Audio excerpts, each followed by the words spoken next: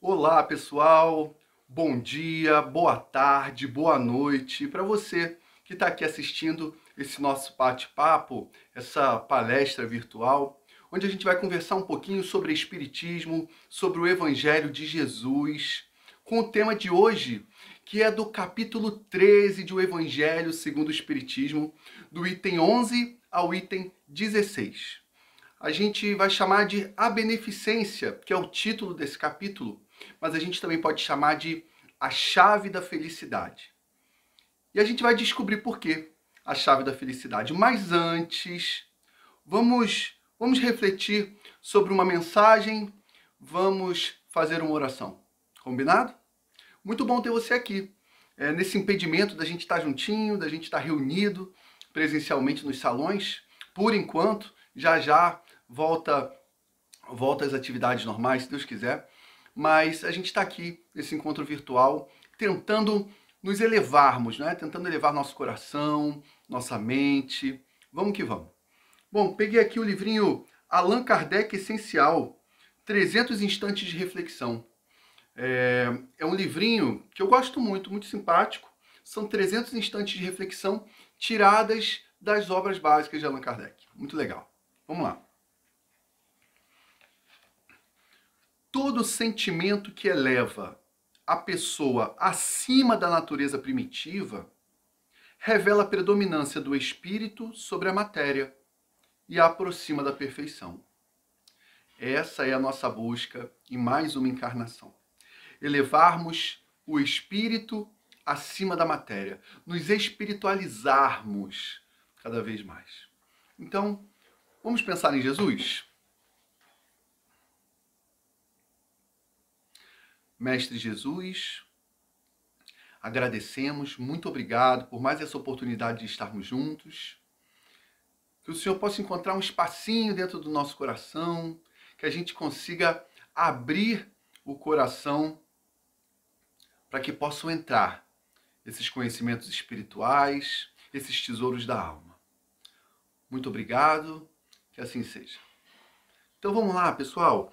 Bom, é o seguinte... eu curti muito esse trecho do capítulo 13 que a gente vai tratar hoje, dos itens 11 ao item 16, porque, na verdade, são instruções dos espíritos. E olha, são espíritos bacanas, uma turma bem legal. O time está escalado com o espírito Adolfo, bispo de Argel, com o espírito Vicente de Paulo, com o espírito Carita, martirizada em Roma. Assim ela se identifica, com um espírito protetor e também com o espírito João. Então, esses são os espíritos que vieram se comunicar, passar para a gente aí um pouquinho do conhecimento, não é? Que sem dúvida só vem para somar, né? Só vem para ajudar. Então, a gente começa então com o Adolfo que traz uma mensagem em Bordeaux, em 1861, e ele vem com muito carinho aí trocar essa ideia com a gente, tá? Bom, mas antes eu queria dizer o seguinte, beneficência, que é o que dá título ao nosso estudo. O que é beneficência? Qual o significado de beneficência? Bom, vou ler aqui para vocês. A beneficência é o ato, a prática ou a virtude de fazer o bem. Né? É a virtude de beneficiar o próximo, de benfazer, filantropia. Esse é o significado de beneficência. E o Adolfo, bispo de Argel, ele começa trazendo a seguinte reflexão para a gente. A beneficência dá nesse mundo os mais puros e suaves deleites, as alegrias do coração, que nem o remorso e nem a indiferença perturbam. Olha, pessoal, Adolfo vem dar um toque, né? Porque, na verdade, o grande barato do espiritismo é ver essas pessoas que estiveram aqui encarnadas igual eu e você, né? Num corpinho de carne, e que depois que passam para o lado de lá, começam a ter uma visão mais analítica do todo, né?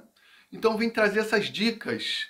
É quase como colar na prova, né? Eles foram lá, viram o gabarito e voltaram aqui para te dar sacolinha, para te dar sacolinha de chá.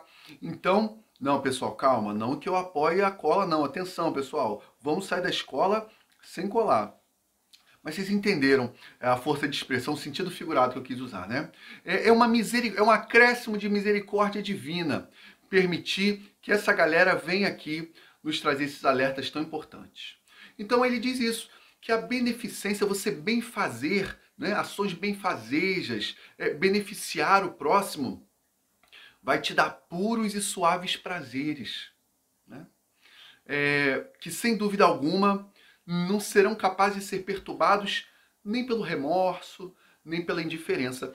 E esse espírito, ele traz comparações que eu achei muito interessantes. Primeiro ele compara a fome com um punhal, né, com uma faca. Ele diz assim: se a gente puder ter por única ocupação tornar os outros felizes, daria para entender que uma criança chorar de fome é um punhal no coração da mãe. Aí nesse momento eu convido você a se transportar para o lugar de uma mãe que tem uma criança chorando de fome.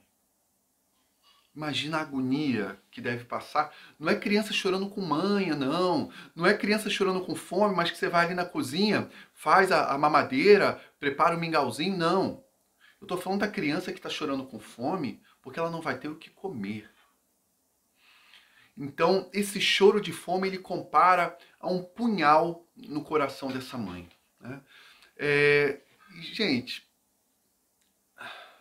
socorrer o próximo que agoniza, socorrer o próximo que vive em desespero, essa beneficência, jogar uma boia de salvação para quem está ali nadando, tentando não se afogar.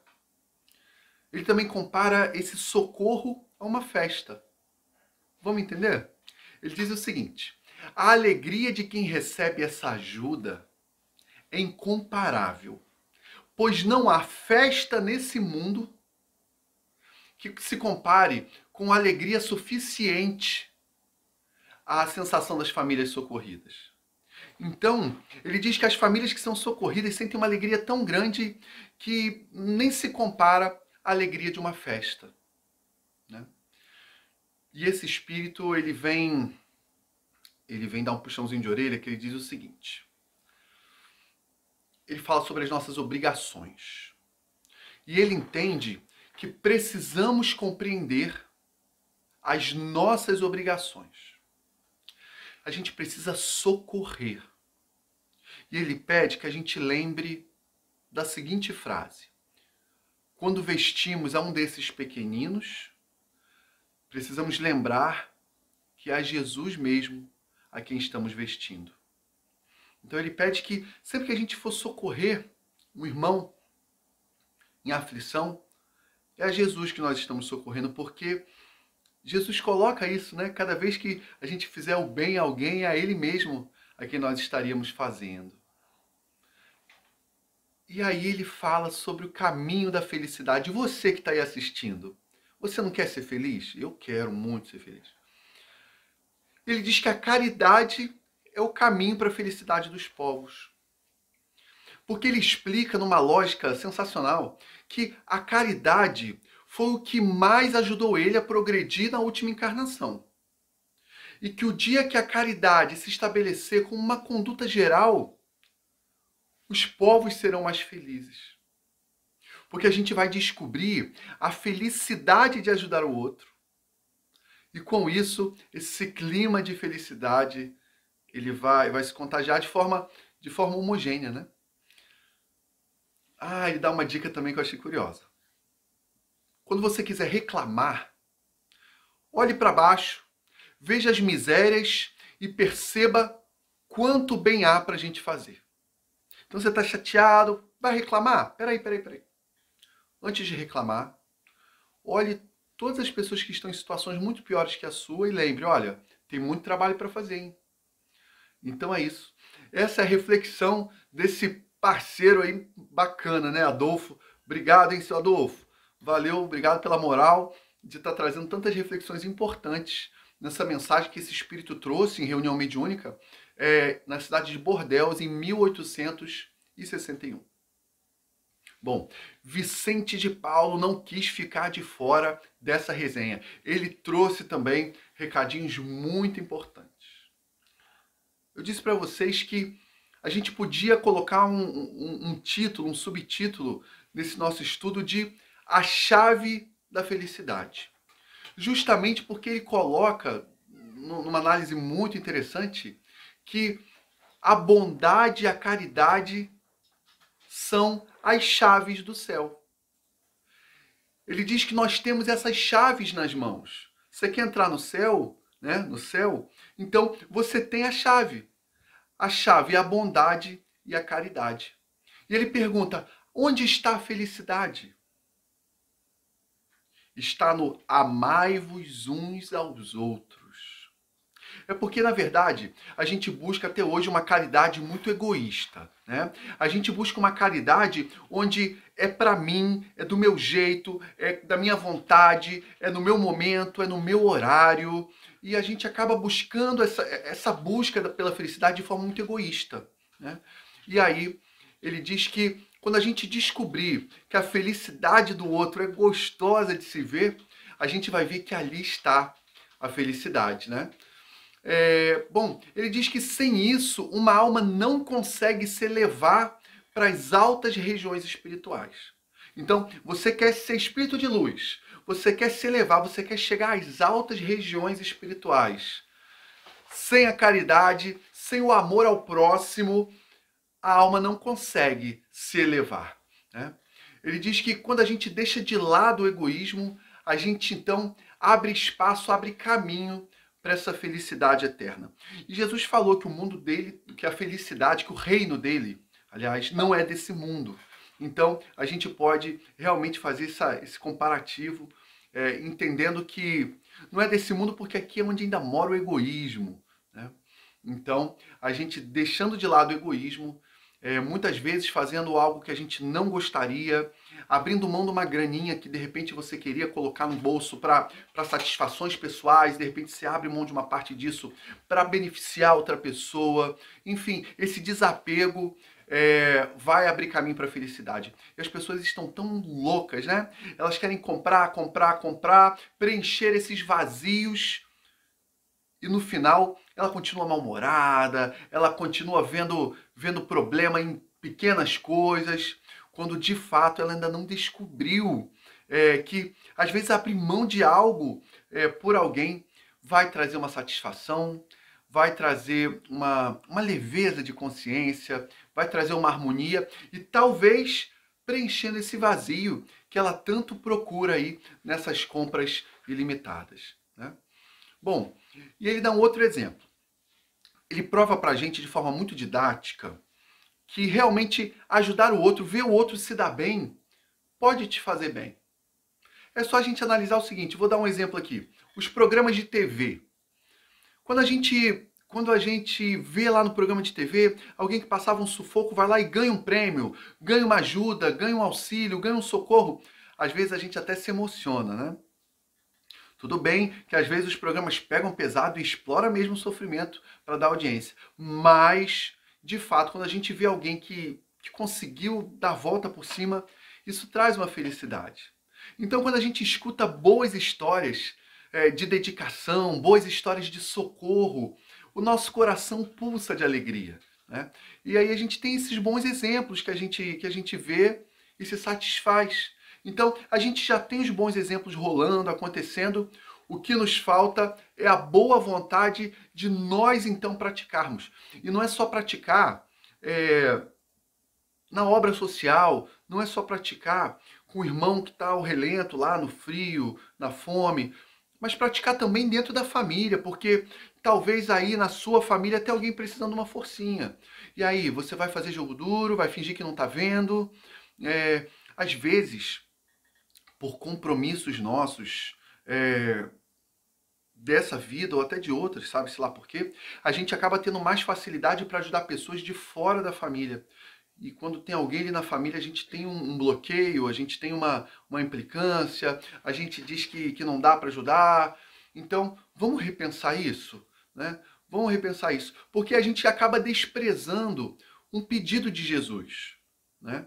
que considera as nossas palavras como palavras ocas, né? Porque a gente fala tanto o eu te amo, a gente fala tão bonitinho, mas de repente essas palavras ficam ocas porque elas não estão preenchidas de ações de generosidade. Um coração generoso, uma pessoa generosa, ela se torna tão linda, é tão bonito, que a gente possa então paquerar mais essa virtude da generosidade, né? Então a gente precisa ler Jesus, a gente precisa meditar sobre as páginas, mas que a gente possa abraçar algumas práticas, né? E o nosso sofrimento, por que a gente sofre? Porque a gente abandona os ensinamentos de Jesus. Todos os sofrimentos que a gente causa no outro e que a gente causa a nós mesmos, foi naquele momento que você decidiu, eu também, que eu decidi abandonar o ensinamento de Jesus, fui lá, fiz a bobagem, fiz a besteira, aí bate o arrependimento, bate a dor, bate o sofrimento, bate a vergonha, bate o arrependimento. Então, quando a gente se afasta desse ensinamento de Jesus, a tendência nossa desse egoísmo é que traga, então, o sofrimento para a gente. E o Espiritismo? O Espiritismo, ele vem para quê? Ele vem para nos educar, né? As manifestações espíritas, as manifestações mediúnicas, tem gente que acha o seguinte: não, eu sou espírita, eu sou mais inteligente porque eu sei das verdades da reencarnação, eu sei do mecanismo da mediunidade, então eu sou um privilegiado, eu estou à frente, eu sou mais evoluído. E não. Você sabe que o Espírito Vicente de Paulo, ele diz o seguinte: as manifestações espíritas, elas vêm para os olhos fechados e para os corações desobedientes. É para isso que existe o Espiritismo. Nós, de olhinhos fechados, corações endurecidos ainda, cabeça dura, teimosos, o Espiritismo vem para ver se convence a gente dessas verdades eternas, dessas verdades espirituais. Vicente de Paulo também coloca a caridade como uma virtude fundamental. Você quer a virtude da inteligência? Bacana, desenvolvimento intelectual, né? Você quer a virtude da beleza? Beleza física, né? Tudo bem, bacana, é bom você se sentir bem. Mas ele diz que a virtude da caridade é fundamental, porque sem a virtude da caridade, as outras virtudes simplesmente não existem.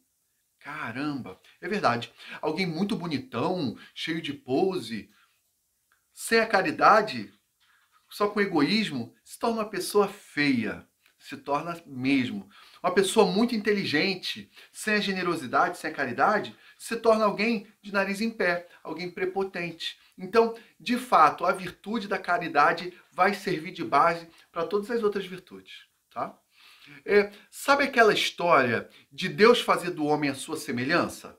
Sabe? Pois é, ele também coloca isso. Ele diz que existe dentro de cada criatura esse pedacinho de Deus, essa emanação do próprio Criador.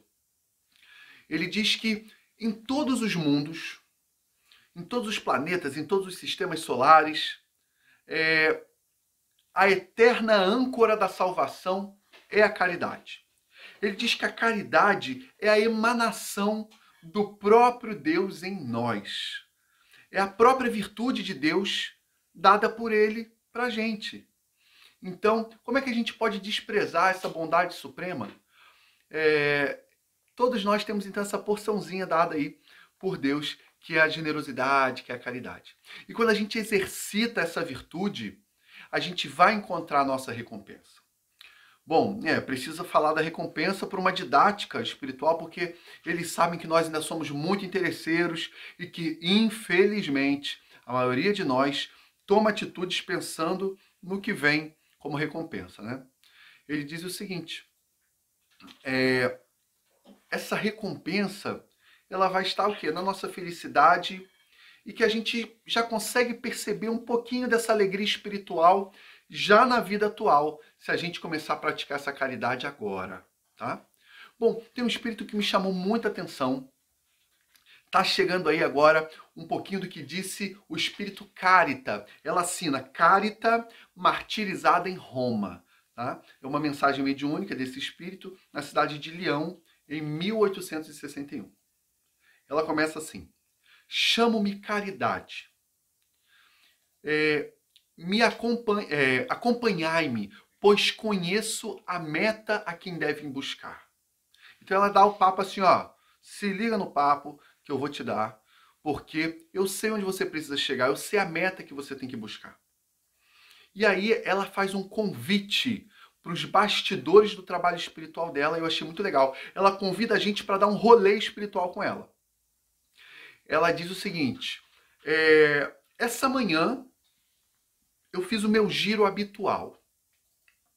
Oh, meus amigos, quanta miséria e quanto trabalho vocês terão para secar essas lágrimas.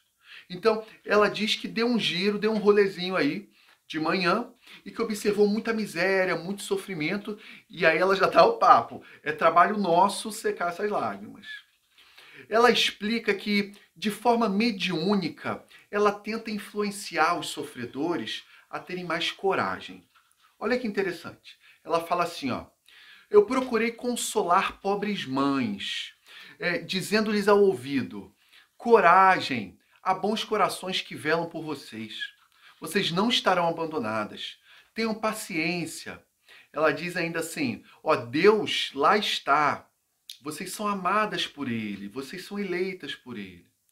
E ela diz o seguinte: olha, elas pareciam me ouvir, porque elas olhavam para o lado, não é? Com olhos arregalados de espanto. E ela disse que percebia no semblante delas, né, que nos seus corpos tinham muita fome. Então ela percebia que esse corpo físico dessas irmãs, desses irmãos sofrendo, sofriam com a fome, né? E ela diz assim: se é certo que as minhas palavras davam alguma tranquilidade aos corações, não reconfortavam os estômagos. Então eu repetia para elas: coragem, coragem. Então esse é um trabalho de consolo feito pela espiritualidade, né, dando mais coragem aí para ver se a gente aguenta firme mais um pouquinho. Ela explica que as mulheres com crianças e velhos na miséria eram ignorados pelas pessoas que passavam nas ruas. Né? Isso ela observando ali como espírito. Então, o que ela faz? Ela explica que ela sai por aí, através da mediunidade das pessoas, tentando inspirar essas pessoas a ajudar. Vamos ver como é que ela faz? Ela diz assim, ó: me fiz de mendiga, porque fui suplicar, fui inspirar beneficência, inspirando bons pensamentos aos corações generosos e compassivos. Então, quando passava alguém que ela via que tinha um coração mais generoso, mais compassivo, era esse que ela tentava influenciar. E aí ela diz assim, ó: há por aí desgraçados cujo em seus barracos falta o pão, nos seus fogões não há fogo, os seus leitos não têm cobertas. E aí ela dá um papo legal que ela diz assim, ó: eu não vos digo o que devem fazer. Eu deixo aos vossos bons corações a iniciativa. Então ela não fica ali martelando, olha, faça isso, faça aquilo, não. Ela só dá o papo, olha, o pessoal está sofrendo. Deixa que o seu coração perceba aí o que você precisa fazer. Então ela vai de forma sutil tentando influenciar. E é isso que a gente aprende no Espiritismo, né? Que somos influenciados pelos Espíritos o tempo todo. Ela diz assim, ó: se eu ditasse para vocês o que vocês têm que fazer, nenhum mérito traria a sua boa ação. Então eu apenas digo: sou a caridade e vos estendo as mãos para os vossos irmãos que sofrem. Então é isso. Ela tenta influenciar assim de forma leve, né, mostrando para a gente o quanto esses irmãos precisam. Eu vou abrir um espaço para fofoca espiritual, que é o seguinte: esse espírito ele assina como Carita martirizada em Roma, né? Então, esse espírito que de forma tão querida falou para a gente sobre caridade, pode ter sido o espírito Irene, que a Igreja Católica depois canoniza e chama como Santa Irene. Aí, Tiago, por que você está dizendo isso? Porque existe uma coincidência que é o seguinte: ela foi martirizada em Roma durante as perseguições do imperador chamado Diocleciano. Ele determinava perseguição aos cristãos. E ela foi acusada de possuir livros proibidos e por isso foi condenada à fogueira. Isso aí.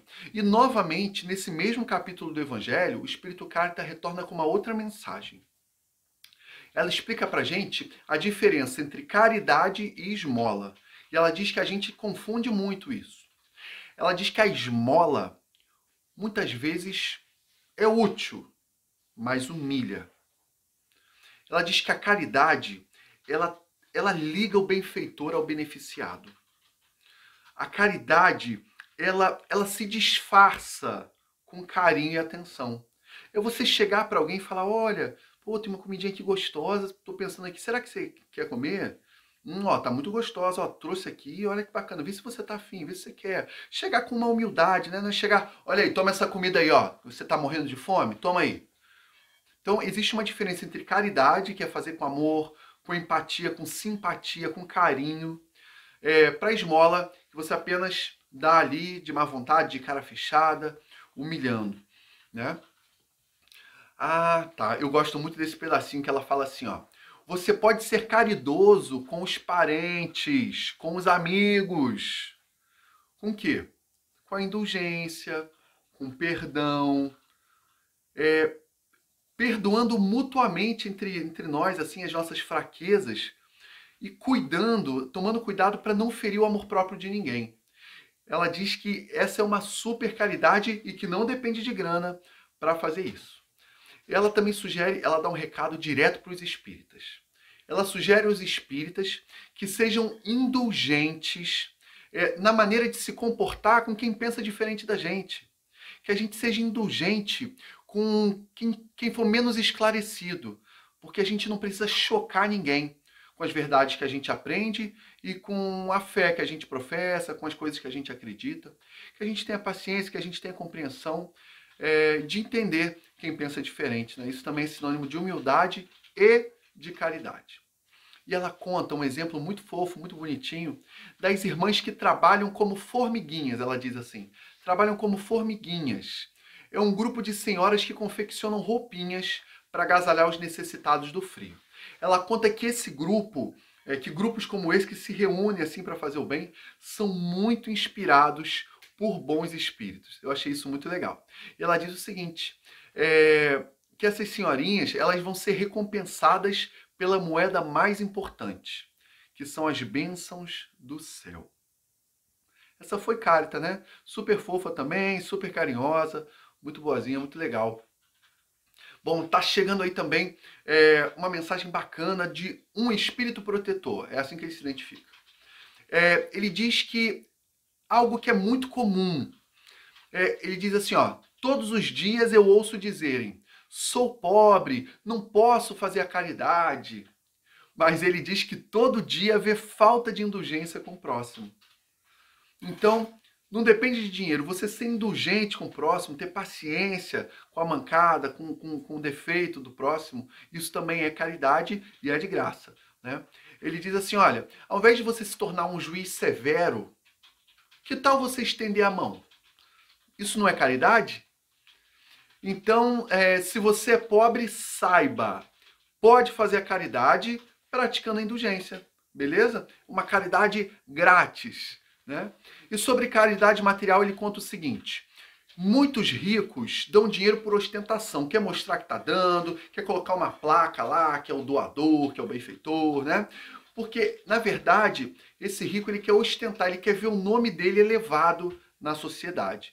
Mas são ricos que não chegam a se privar de nada, né? Dá só o que está sobrando. Enquanto pessoas mais pobres, que financeiramente dão menos, mas dão com mais amor. Então esses ainda têm mais peso, esses atos têm mais peso perante os olhos de Deus, né? Quanto de você está doando? Isso é muito legal. Às vezes é até mal utilizado, né, com malícia por aí, nesse mercado da fé, mas quanto você está doando de si? Quanto de tempo, quanto de carinho, quanto de amor, quanto de generosidade você está dando? O Espírito João, ele conta assim, ó. A mulher rica, pô, isso aí é uma baita lição, uma baita dica de vida. Ele diz assim: a mulher rica que não precisa se ocupar nos trabalhos da casa, não pode consagrar algumas horas de trabalhos úteis aos seus semelhantes? Bom, pessoal, sem ser machista, isso aqui é uma comunicação de 1861, onde o normal era que as mulheres cuidassem da casa. E hoje a gente já sabe que cuidar da casa é atividade de mulher, é atividade do homem, é atividade de gente, é atividade de todos. Mas ele dá esse exemplo, né? Então a mulher rica que não precisa se ocupar dos trabalhos da casa, por que ela não pode dedicar algumas horas de trabalho útil aos seus semelhantes?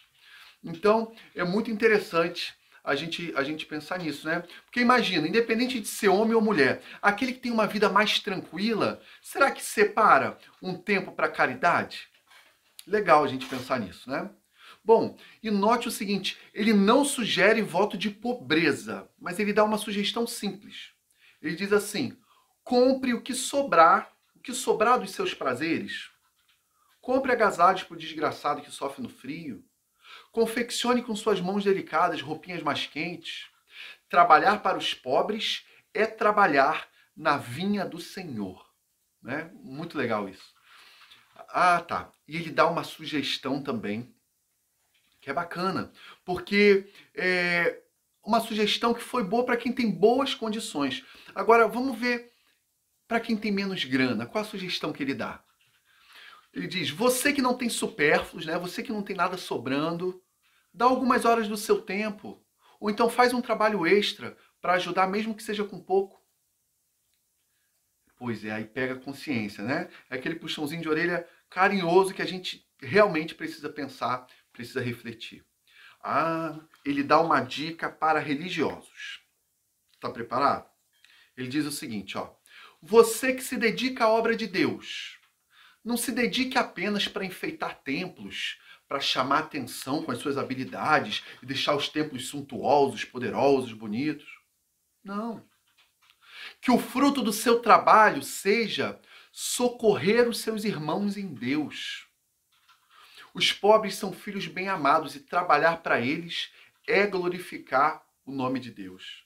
Então ele faz uma comparação, que os templos não precisam ser templos enfeitados e suntuosos, que mais importante do que enfeitar o templo é trabalhar pelo mais necessitado, né? Ajudar o pobre é glorificar o amor de Jesus, o amor de Deus.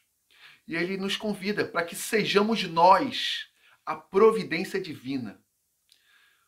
Deus não dá alimento aos pássaros? E aí ele faz uma... A gente remete ao que está lá em Mateus, capítulo 6, versículo 25, né? Que ele diz: buscai em primeiro lugar o reino de Deus e todas essas coisas vos serão acrescentadas. Ou seja, se dedica no bem, trabalha com Deus, ajuda o próximo. O resto acontece, aparece, no final dá tudo certo, né? E aí ele faz um convite para diversos profissionais ajudar os pobres. Ele diz assim, ó: ajuda com seu talento, com as suas inspirações, com a sua influência, com seu dom, com seu serviço. Ele chega a citar escritores, pintores, escultores, artistas em geral. Enfim, você tem o seu trabalho, sua atividade profissional, você pode usá-la de alguma forma em benefício de alguém? Pensa nisso. Então, todos têm alguma coisa para dar ou para dividir. Todos podem ajudar. E ele lembra que se a gente estivesse na posição de sofredor, a gente gostaria muito de obter o auxílio, né? Então ele vai finalizar dizendo: quem divide tem os tesouros da terra, um pouco menores, porque você está dividindo, né? Então seus tesouros da terra talvez sejam um pouco menores, porque você é generoso, dá muito e tal. Mas no céu colherá tesouros 100 vezes maiores. Né? Então essa foi a mensagem do Espírito João, em Bordeaux, em 1861. Então é isso, gente. A gente vai ficando por aqui com tantas lições importantes, né? Qual é a chave da felicidade, a chave dos céus? É a bondade, é a caridade. A caridade, então, é a virtude que serve de base para todas as outras, porque sem a caridade e a generosidade, as outras virtudes se anulam. E que a gente possa descobrir o prazer de dar, o prazer de auxiliar, o prazer de amar. Combinado? Então, esse foi o nosso bate-papo de hoje. a gente vai finalizar com uma prece, agradecendo a sua paciência que ficou aí com a gente até agora, o seu carinho, e que a gente agora... Vamos fazer um trabalho juntos agora? Vamos mentalizar, desejando o melhor para o outro. Vamos lá? Então, um pouco de silêncio agora nesse momento, para que a gente possa vibrar. Deus, que nesse momento a gente possa encontrar em nosso coração força e coragem para desejar o melhor para aqueles irmãos que precisam e principalmente para aqueles irmãos a quem temos dificuldade de relacionamento, aqueles irmãos a quem a gente tem antipatia, a quem a gente tem implicância, que a gente possa direcionar a eles nossos melhores sentimentos, nosso melhor carinho, que sejamos menos egoístas e mais amorosos. Muito obrigado, Mestre Jesus. Fique conosco hoje e sempre. Obrigado, pessoal. Obrigado pelo convite de participar aqui com vocês e que em breve a gente possa estar reunido juntinho aí no Salão da Casa Espírita, tá bom? Um abração, até a próxima. Eu tô por aí nas redes sociais em Thiago Brito Espiritismo, no Facebook, no Instagram, na Rádio Rio de Janeiro, nos livros, enfim. A gente se cruza aí a qualquer momento, tá bom? Ó, um beijão no seu coração e vamos seguir forte, vamos seguir firme, porque a gente tá cheio de defeito, mas nunca é tarde pra gente melhorar, tá? Até a próxima e viva Jesus!